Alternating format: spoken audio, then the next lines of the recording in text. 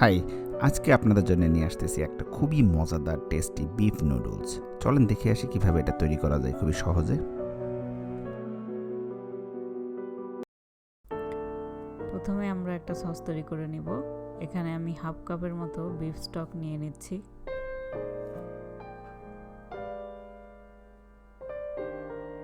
এরপরে আমি 2 টেবিল চামচের মতো কর্নফ্লাওয়ার দিয়ে দিলাম। 1 টেবিল চামচের মতো ওয়েস্টার সস এবং 1 চা চামচের মতো সেসেমি অয়েল দিয়ে দিচ্ছি।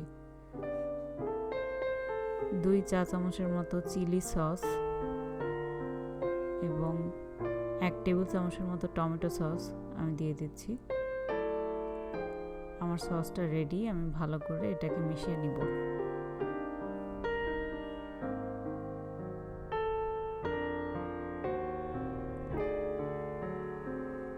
আমি পাত্রে অলিভ অয়েল নিয়ে নিলাম 1 টেবিল চামচের মতো। এখানে রসুন কুচি আছে আর পেঁয়াজের কলি কাটা আছে আর কাঁচামরিচ। এটাকে আমি ভালো করে ভেজে নিচ্ছি।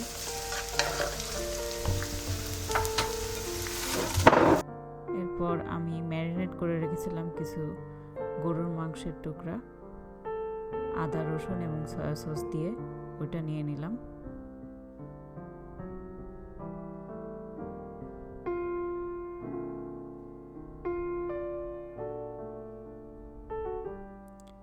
স্বাদ মতো লবণ দিয়ে দিচ্ছি। লবণ বেশি না দিলে হবে, কারণ আমাদের সসে ভালোই লবণ থাকে।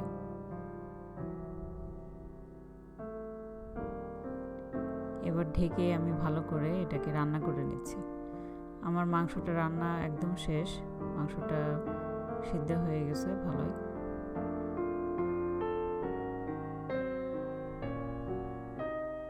এ পর্যায়ে আমি সবজি দিয়ে দিলাম। আপনারা আপনাদের পছন্দের মতো এখানে সবজি ইউজ করতে পারেন।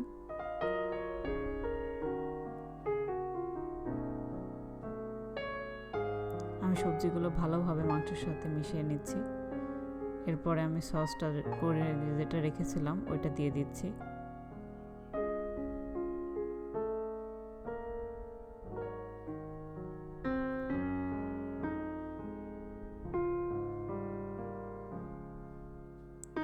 এখানে আমি কিছু নুডলস সিদ্ধ করে রেখেছিলাম আগে থেকে, এগুলো এগ নুডলস।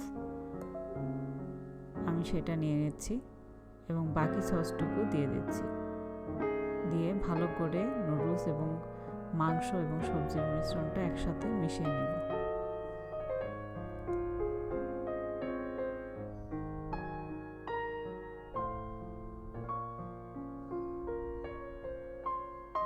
আমি এবার লাস্ট বারের মতো পেঁয়াজের কলি দিয়ে দিচ্ছি।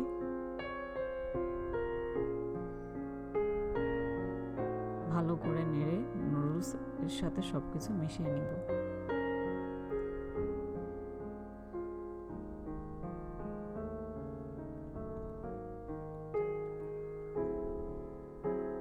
ভালো করে আমরা ভেজে নিব নুডলসগুলো।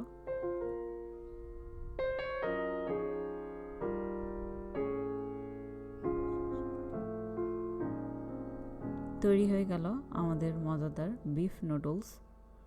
অবশ্যই ট্রাই করে দেখবেন। এই চাইনিজ স্বাদের নুডলসটা খেতে দারুণ মজাদার। আমি আশা করি আপনাদের ভালো লাগবে এটা। ধন্যবাদ।